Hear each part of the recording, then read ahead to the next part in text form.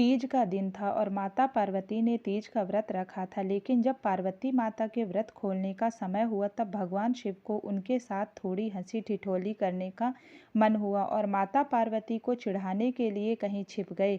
अब माता पार्वती के व्रत खोलने का समय था, इसलिए वह भगवान शिव को ढूंढ रही थीं। उन्होंने शिव जी को हर दिशा में, हर जगह, हर गुफा में, हर जंगल पहाड़ हर जगह ढूंढा, लेकिन माता पार्वती को शिव जी कहीं नहीं मिले और अंत में थक हार कर माता पार्वती एक खाली मैदान में बैठ गईं और शिव जी के आने का इंतजार करने लगीं। समय बीतता गया लेकिन भोलेनाथ नहीं आए। फिर माता पार्वती ने सोचा कि भगवान शिव तो समग्र सृष्टि के नाथ हैं, उन्हें कहाँ क्या हो रहा है सब पता होता है और ऐसे में वह पार्वती माँ को पूजा करते हुए भी जरूर देख लेंगे और अपने आप ही प्रकट हो जाएंगे।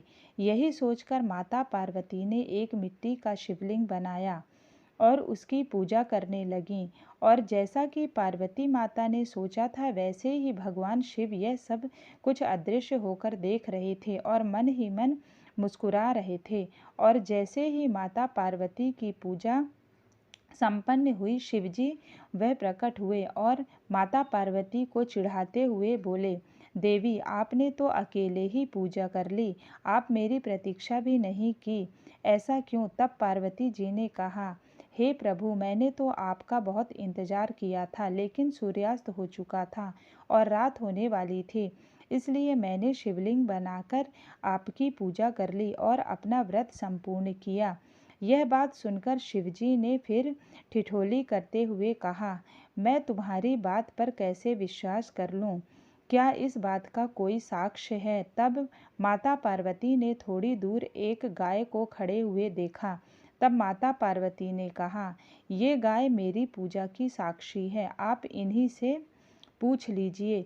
लेकिन वह गाय भी भोलेनाथ की यह हंसी ठिठोले के बारे में जानती थी, जिसकी वजह से जब शिवजी ने उन्हें माता पार्वती की पूजा के बारे में पूछा तब गाय ने ना में सर हिलाया और शिवजी ने हंसते हुए उनसे कहा कि वह बस उनसे थोड़ी हंसी ठिठोली कर रहे थे और वह सच जानते थे, लेकिन अपने पति के सामने झूठा कहलाने का कलंक माता पार्वती को सहन नहीं हुआ और उन्होंने गाय को श्राप देते हुए कहा, जिस तरह आज तूने झूठ बोला है उसी तरह अब तुझे जूठन ही खानी होगी, भले न तुझे अच्छे से अच्छा भोजन क्यों न मिले, लेकिन तू जूठन के पीछे ही भागेगी।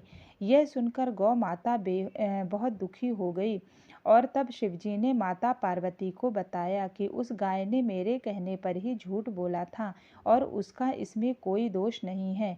यह बात सुनकर माता पार्वती को अपने श्राप पर बहुत दुख हुआ और उन्होंने गौ माता को यह आशीर्वाद दिया कि वह दिव्य जन्मा है और उनके सभी गुण जैसे हैं वैसे ही रहेंगे, लेकिन उनका दिया गया श्राप अब नहीं टल सकता। दोस्तों, आपको मेरा वीडियो कैसा लगा ये ज़रूर बताइएगा।